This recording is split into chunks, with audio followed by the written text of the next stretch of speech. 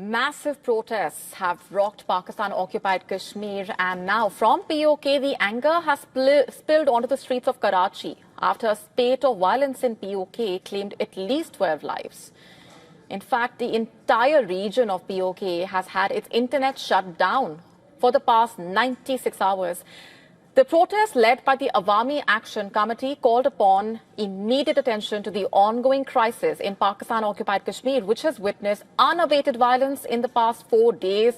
Supporting the locals, protesters demanded that the government abolish 12 reserved assembly seats in PoK. They claimed these seats reserved for representatives from other parts of Pakistan have been used to install or topple regional governments.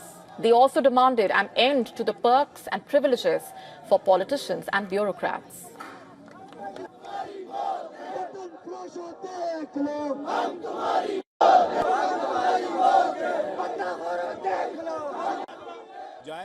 Our legitimate and genuine demands should be met immediately.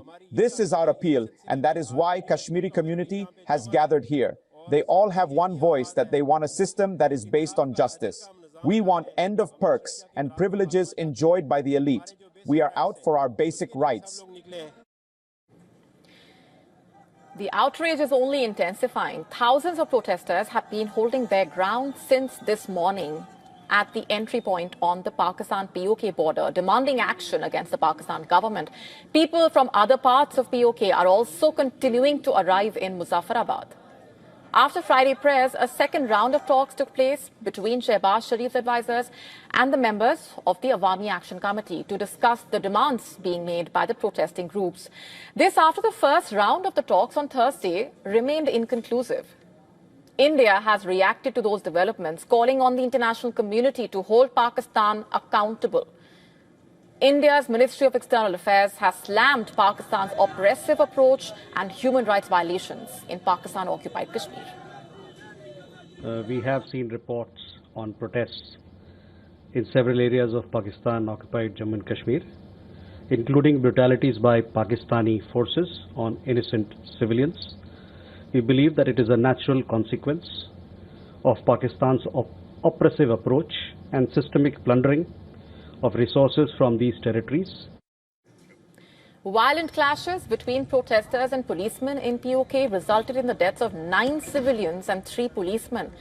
As the widespread unrest continues, authorities have cut off phone and internet services to the region. The officials have said clashes between the demonstrators and the police have not abated since the protest started on Monday in Muzaffarabad.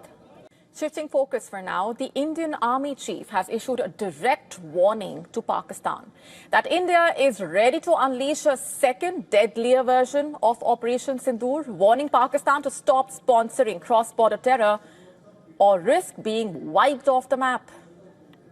Speaking at an army post in Rajasthan, he said that India will not show the restraint shown in the earlier operations. Listen to this. India is fully prepared this time. We will not show the restraint we exhibited during Operation Sindoor 1.0. This time, the action will be such that perhaps Pakistan will have to think whether it wants to exist geographically. If Pakistan wants to continue with its position in geography, it should stop its state-sponsored terrorism. And that hard-hitting warning coming right after India's Air Force chief publicly exposed Pakistan's lies. He has given a comprehensive account of Pakistan's heavy losses during Operation Sindoor with a blunt, detailed narrative that tears apart Islamabad's baseless claims. Speaking ahead of the Indian Air Force's 93rd anniversary, he said the operation had a single focused objective: make Pakistan pay a heavy price for its actions. It stands as a lesson which will go down in history that, this is one war that was started with a very clear objective, and it was terminated in a quick time without, just prolonging it. We could make them reach a stage where they ask for a ceasefire, ask for termination of hostilities. And the Indian Air Force chief further revealed that India destroyed nearly a dozen Pakistani fighter jets. along with key radar sites and command centers. He detailed how advanced enemy jets were shot down in air-to-air combat, while at least 4 F-16s were destroyed on the ground.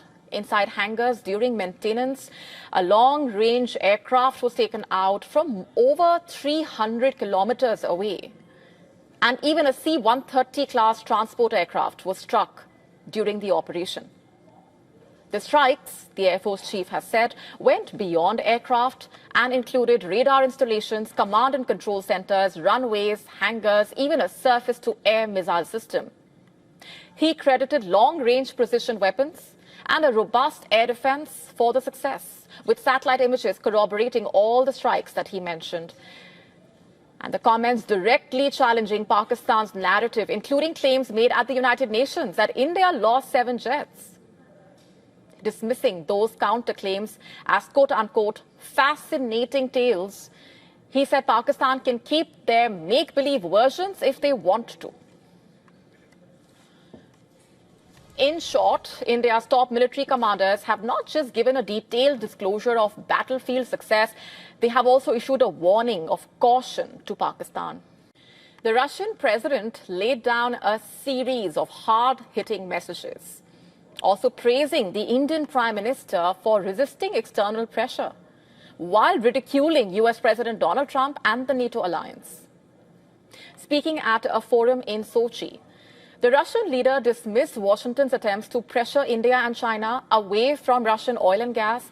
In fact, he warned that US pressure on Moscow's trade partners would only boomerang, driving up global energy costs, keeping American interest rates high, and slowing the US economy. When asked about India's stance, Putin doubled down on his confidence in New Delhi. He said India would never bow to external pressure and allow itself to be humiliated, adding that he knows Prime Minister Modi personally and is certain that New Delhi will not make such a move. The Indian people will look at what decisions are made by the political leadership and never accept any humiliation before anyone. And also I know Prime Minister Modi, he will never take any steps of the kind. And Putin also responded to comments from Donald Trump, who recently described Russia as a quote-unquote paper tiger, suggesting that it might have been ironic, and used the moment to underscore the NATO's failure, so-called failure, to contain Moscow's military push in Ukraine. We take it calmly.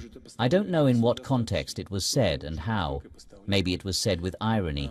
Maybe he told his interlocutor, "This is a paper tiger." But what can it mean? Go and deal with this paper tiger.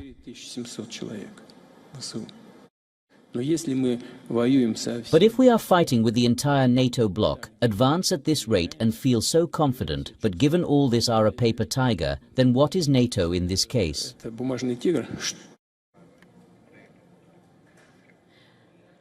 And what also stands out is the contrast in how Putin and Trump interact with world leaders, especially their allies. Putin, at the SEO summit last month, greeted Prime Minister Modi and the Chinese president with warmth, handshakes, smiles, laughter. In comparison, this is how Donald Trump's meeting with the Ukrainian president unfolded. Besides the heated discussion that became public, the body language from Trump appeared dismissive and transactional as per experts, and the difference is telling. Putin projecting himself as a statesman who respects allies and defends their independence, even while fighting a war. Trump, on the other hand, appearing to treat relationships with foreign leaders as bargaining chips, as many have alleged, supportive only if they serve his personal or political goals, like endorsing him for the Nobel Peace Prize. In India, the Central Drug Standard Control Organization has approved Ozempic for patients suffering from type 2 diabetes. Ozempic is intended for individuals with type 2 diabetes and will be available only with a doctor's prescription. The Indian drug regulator, CDSCO, has approved it for the Indian market. Semaglutide is basically an injection for treating type 2 diabetes. Demand for weight loss drugs and for diabetes-related medicines in India has shot up. In fact, India is regarded as the world's diabetes capital. And the demand for the drugs has shot up. According to Lancet, globally, diabetes has been on the rise.